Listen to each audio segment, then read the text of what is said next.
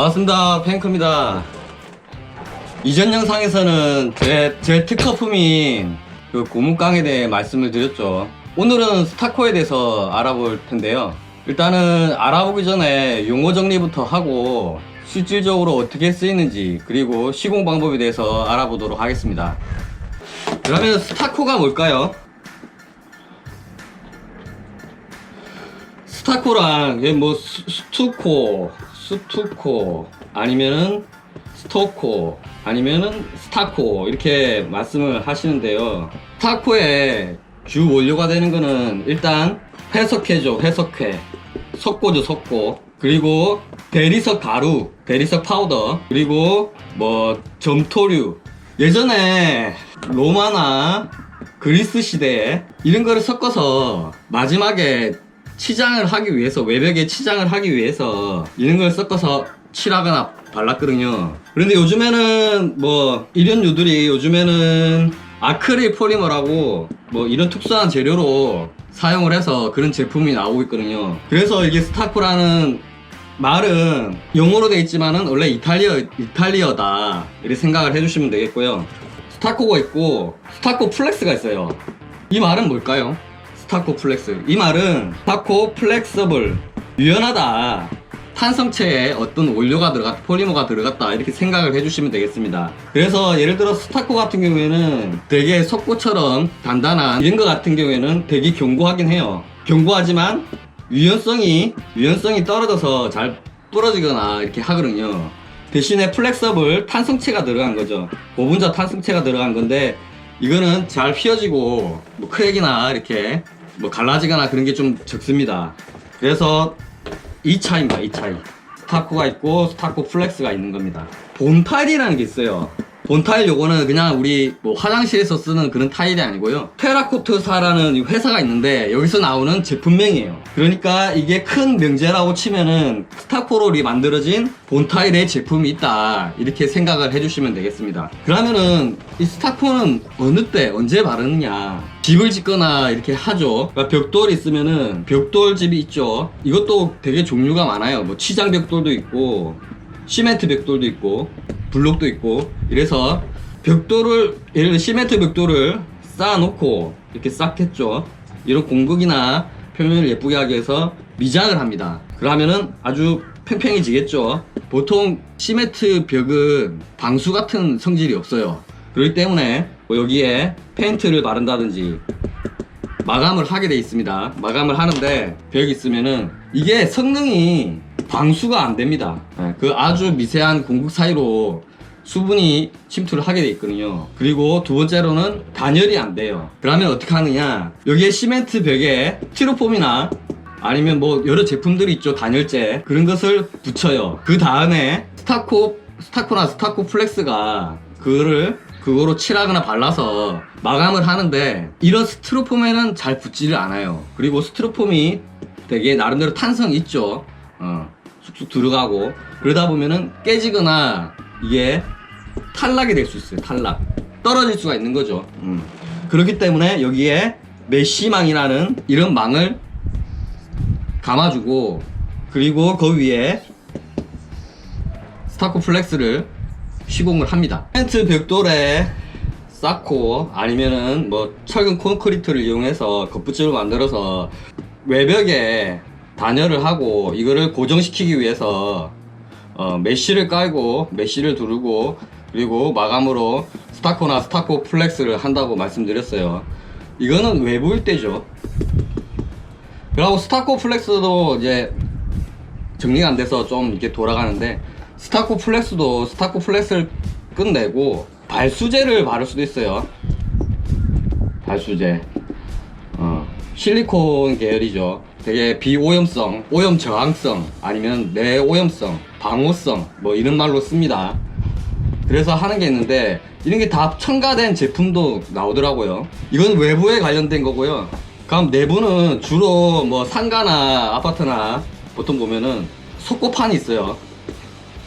석고판을 이렇게 깔끔하게 붙이죠. 안에 붙이고 나면은 여기는 줄퍼티 아니면은 뭐 투퍼티 아니면 올퍼티 이래서 퍼티를 하고요. 그리고 그러면은 시공 방법은 어떻게 되느냐, 이거는 다른 영상에도 다 나와 있어요. 뭐 세 가지가 있는데요. 하나는 롤러로 한다. 그리고 두 번째로는 저 미장 도구예요.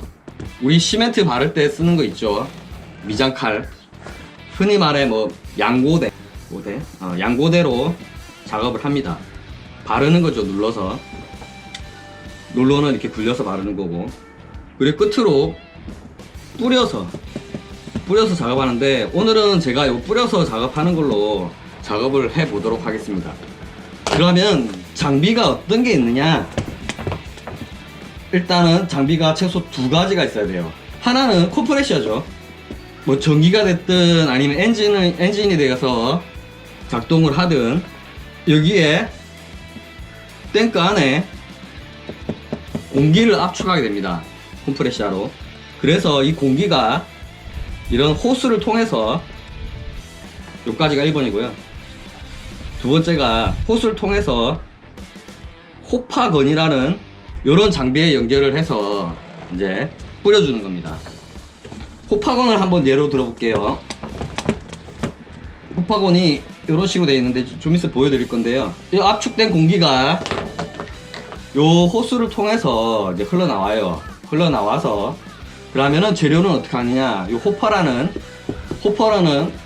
요 용기 안에 위에서 이렇게 넣어주면요, 우리 중력 있죠, 중력이 작용을 하면은 차차 밑으로 내려가겠죠, 재료들이.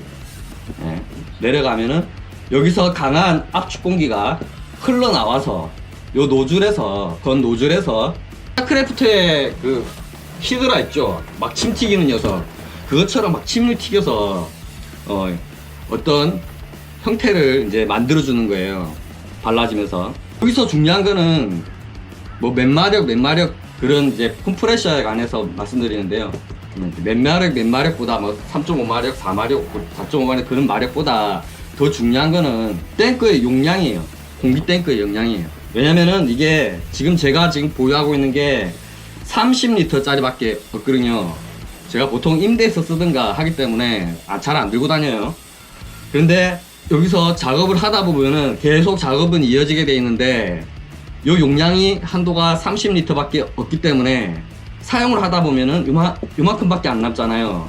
그러면은 압이 좀 떨어지면서, 압은 계속 여기서 발전을 해서 공기를 채워주겠죠. 그래도 하는 도중에 꾸준히 이제 공기를 빼다 보니까 압이 떨어지면서 호파건에서 재료가 나오는 게 강한 압으로 좀 어느 정도 일정한 압으로 불어줘야 되는데, 그렇지 못해서 힘이 약해서 덩어리째 이렇게 툭툭툭 떨어지고 나가진 않아요. 그러면 입자가 균일해지지 않거든요. 그래서 30리터보다는 사실 이거는 셀프니까 뭐 이런 게 있다 설명해서, 꾸준히 하려면은 보통 80리터 최소 요 정도의 용기 사이즈가 있는 컴프레셔를 사용하는 게 좀 좋습니다. 그리고 이 압이 대신에 한꺼번에 나오게 되면은 금방 쓰겠죠. 그것도 금방 발전을 돌리고 두두두두 거리면서 소리가 나면서, 이 압을 일정한 속도로 계속 유지하려면은 레귤레터라는 기본적인 이제 부속 장비들이 있어요. 그래서 한 4바 정도, 이 정도의 압력을 놓고 하면은 여기서 한꺼번에 압이 다 빠져나가서 다시 압이 채워질 때까지 기다리는 시간을 천천히 빠지기 때문에 좀 덜 겪겠죠. 기다리는 시간을 좀 덜 겪겠죠. 그래서 일정하게 압이 송출될 수 있도록 조정하는 겁니다. 이 레귤레터가 보통 보면은, 나중에 다시 한 번 더 설명을 드리겠습니다. 그리고 일단은 이렇게 용량이, 용기의 탱크 용량이 좀 중요하다. 그리고 레귤레터 뭐 그 정도. 근데 30리터로도 오늘 할 건데요, 충분히 가능합니다. 조금 늦어서 그렇지. 그리고 비싼 셀프로 하실 거면은 크게 비싼 도구인 뭐 호파건 아니면은 뭐 본탈건 뭐 몇십만원짜리 하는 거, 아니면 몇만 원짜리 하는 거, 그런 거보다 몇천 원짜리 해도 충분히 할 수는 있습니다. 제일 또 핵심적인 게 아까 일본 그 콤프레셔에서 차에서 핵심적인 게 탱크 용기에 뭐 용량이랬죠. 용량이고, 두 번째로는 또 핵심적인 게 여기에다가 또 뭐 부속적으로 레귤레터, 그리고 여기에 두 번째로는 중요한 게 실내일 때예요. 실내일 때. 실외도 되죠. 근데 주로 실내일 때는 바인더인데 같은 색상으로 해야 돼요. 웬만하면 같은 색상으로 한번 칠을 하고 난 후에 스타코나 스타코 플렉스를 바른다. 왜 그러냐면은 그냥 요 석고판에다 바르게 되잖아요. 스타코나 스타코 플렉스는 뿌려준댔죠. 알갱이 입자들이 침 튀기면서 막 이렇게 나가는데요. 요런 사이에 요 공극들 있죠. 요 공극들이 비치게 돼 있어요. 그러면은 어느 정도의 일정한 입자, 한 요 정도의 입자를 만들어야 되는데, 그래서 고르게 표면을 고르게 만들어야 되는데, 이 공극들을 줄이기 위해서 많이 뿌리겠죠. 여러 번 오래 같은 자리를. 그러게 되면은 이게 무게감이 있어서 처지거나 아니면은 그런 거칠은 느낌의 그런 감이 좀 떨어져요. 그러고 되게 입자가 굵으면은, 외부는 상관이 없어요. 외부는 입자가 굵고 단단히 고정을 해주고 고박이 돼야 이렇게 뭐 그런 기능성을 작용하는 게 더 좋은데요. 내부 쪽에는 좀 미적인 요소가 더 크죠. 그렇기 때문에 먼저 이거를 시다지래요. 일본말로 밑작업을 해줘야 된다. 요거 장비 하나랑, 그리고 용어는 그냥 아는 거고, 요거 실내 밑작업 한번 칠을 해줘야 된다. 같은 색상으로. 이게 굉장히 중요한 포인트입니다.